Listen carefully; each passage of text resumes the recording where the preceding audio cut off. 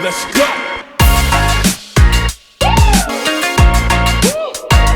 Fala galera, Theo Hayashi aqui com mais um episódio do podcast do Theo Hayashi. Toda segunda-feira a gente tá aqui com conteúdos fresquinhos de liderança, de cosmovisão bíblica, falando sobre o reino de Deus, diversos assuntos e também posicionamento cristão diante da sociedade.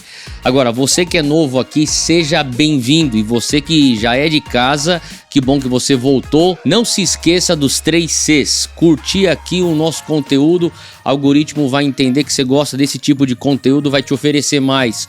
Comente, a gente quer escutar aquilo que você tá tirando desse momento e o que Deus tá falando para você. E finalmente compartilhe, porque se fez bem para você, te encorajou, com certeza vai abençoar outras pessoas também. Então espalha para geral.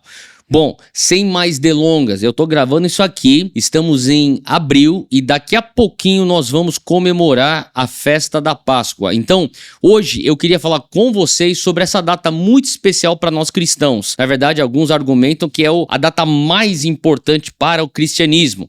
Então, próximo domingo, como eu falei, dia 20 de abril, ao redor do Brasil e das nações. A grande maioria de nós cristãos deveria, se não for a grande maioria, deveria ser totalidade, celebrará a Páscoa. Eu quero hoje falar um pouco sobre isso. Embora muitos tenham deturpado o verdadeiro significado da Páscoa, e eles associam Páscoa com coelhinho, com ovo de chocolate, né? Essa nunca foi a significância real da Páscoa, o verdadeiro sentido da Páscoa. E você que está assistindo aqui, talvez até já saiba o real significado dessa data. Porém, em tempos em que princípios são esquecidos e tradições estão sendo tão propositalmente abandonadas, é muito importante que nós venhamos ser aqueles que estão refrescando a memória do povo, das nossas comunidades e, diria até mais importante, das futuras gerações. E a verdade é que a Páscoa não tem a ver com coelho. Obviamente, você sabe disso, ou pelo menos eu espero. A Páscoa tem a ver não com coelho, tem a ver com um cordeiro. Então vamos falar um pouquinho sobre o surgimento da Páscoa. Vamos lá do Gênesis da Páscoa. Então, para relembrar o significado da Páscoa, a gente precisa voltar ao momento em que ela foi estabelecida por Deus, tá? Então, isso é no Antigo Testamento.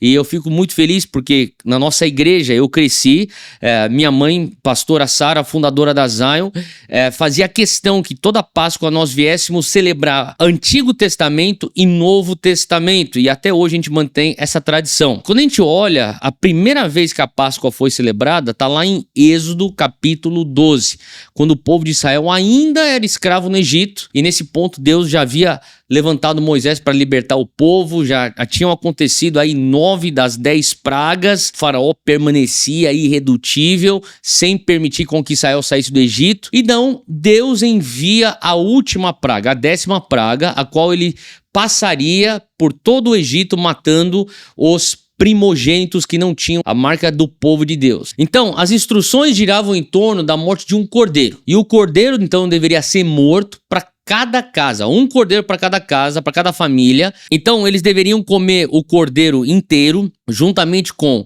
ervas amargas e também pão sem fermento, rúcula e pão asmo. E além disso, as famílias deveriam pegar então daí o sangue do cordeiro e passar nos umbrais das portas. Essa que era a marca.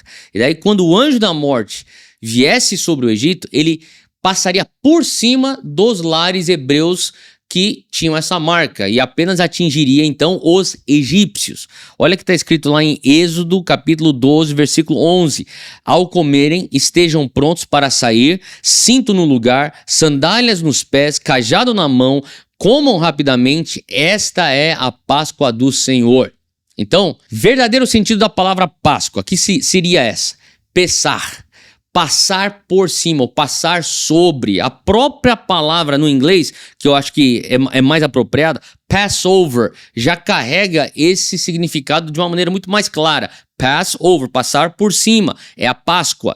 Isso porque naquela noite, como a gente já acabou de falar, o anjo da morte passa por cima dos lares dos hebreus. E como consequência, o povo foi salvo, o povo então, na sequência, é liberto da escravidão e tem a promessa de Deus, que Deus os levariam a uma terra prometida, uma terra que manava leite e mel, um lugar de abundância e de vida. Entretanto, essa Páscoa era apenas um protótipo profético, um tipo profético, apontando uma sombra profética daquilo que haveria de acontecer.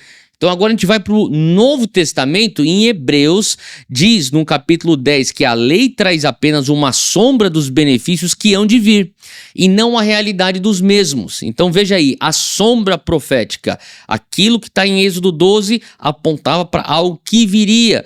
Por isso ela nunca consegue, mediante os mesmos sacrifícios repetidos ano após ano, aperfeiçoar os que se aproximam para adorar. Então, a verdade aqui é que por mais que o povo tinha sido liberto da escravidão do Egito, aqui a gente acabou de ler em Hebreus, o povo ainda está escravo. A gente vê isso também em Romanos 6,17. Eles são escravos do pecado. Isso por causa do pecado original, o pecado de Adão, que fez com que todos nós herdássemos uma natureza corrompida e pecaminosa. E é por isso que a palavra de Deus diz que todos nós fomos destituídos da glória de Deus. E, consequentemente, a gente sofre as consequências do pecado, que é a morte. Romanos 6,23, o salário do pecado é a morte, mas o dom gratuito de Deus é a vida eterna em Cristo Jesus, nosso Senhor. É por isso que na velha aliança, animais eram sacrificados para fazer expiação pelo pecado do povo. Sempre que havia pecado, o salário era cobrado, então haveria a morte de um animal.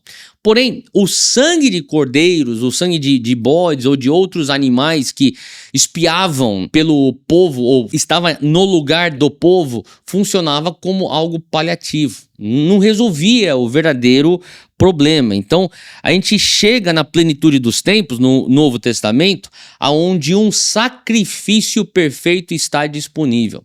Alguém que pudesse representar a humanidade, pagar a dívida do pecado da humanidade, mas também ser poderoso o suficiente para quebrar o poder da morte e nos libertar da escravidão. Porém, de onde então viria essa tamanha salvação? Então, quem é que vai se encaixar nesses pré-requisitos? Somente uma pessoa.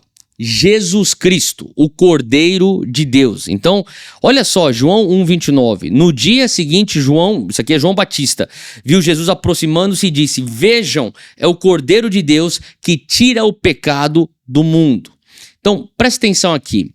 Se na antiga aliança, no Velho Testamento, o povo de Israel foi liberto da morte e da escravidão do Egito por meio do sangue de um cordeiro animal, isso era apenas uma sombra profética do que ocorreria com o Cordeiro de Deus, que é Cristo. Então, ao entregar sua vida naquela cruz, Jesus, o sacrifício perfeito, toma o nosso lugar. Ele morre a nossa morte. Ele paga a nossa dívida. E hoje, por meio do seu sangue, nós podemos receber o perdão dos pecados. E através desse sacrifício a gente pode ser verdadeiramente livre. Glórias a Deus por isso. Isso aí é a razão da Páscoa. Isso de fato é a razão do Cordeiro Pascal. Então, assim como o povo de Israel saiu do Egito em direção à terra prometida, hoje, em Cristo, encontramos libertação para o presente, mas também uma promessa para o futuro. Nós um dia vamos ter a nossa terra prometida também, através do Cordeiro de Deus, Cristo. Isso porque ele não apenas morreu a nossa morte, mas ele também ressuscitou no terceiro dia e hoje está à direita de Deus Pai. É nele que nós temos a segurança ou a prova da vida eterna. O apóstolo Paulo fala isso lá em 1 Coríntios 6. Por seu poder, Deus ressuscitou o Senhor e também vai nos ressuscitar. Então, se você crê em Cristo, você tem a promessa de que, assim como ele já ressuscitou em glória, também nós vamos ressuscitar junto com ele na eternidade. Nós vamos experimentar novos céus e nova terra. Apocalipse 21. Assim como a morte não foi o fim para ele, não será o fim para nós. Então a gente pode provar do poder da ressurreição em nossa vida agora, hoje. Essa é a razão da comemoração da Páscoa. Deixa eu deixar com você aqui mais um versículo de Romanos 6,4. Fomos, pois, sepultados com ele na morte pelo batismo, para que, como Cristo foi ressuscitado entre os mortos, pela glória do Pai, assim também andemos nós em novidade de vida. O que o texto está dizendo aqui?